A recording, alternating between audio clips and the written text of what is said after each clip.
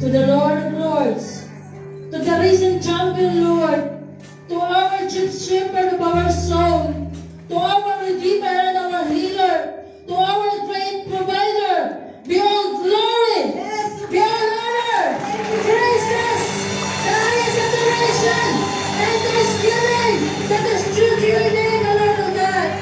Thank you for the victorious event that you have given unto us, O God.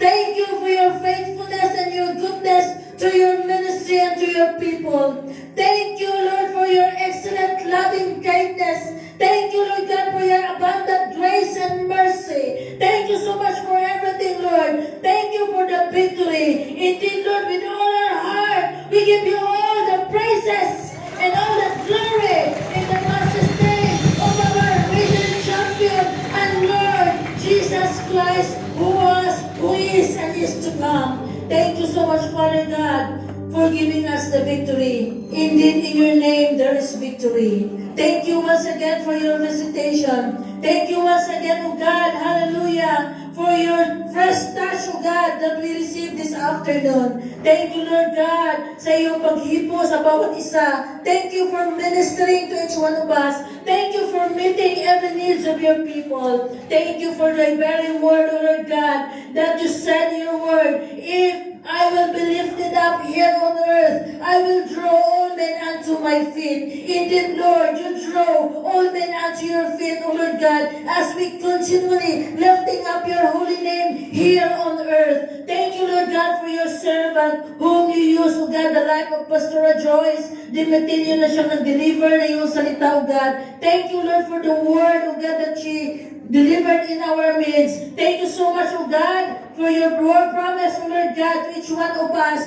that once we call upon the name of the Lord, we will be saved. Lord, indeed, Lord, you are a great, great God, meeting the needs of your people. You are displaying signs, wonders, and miracles in our generation.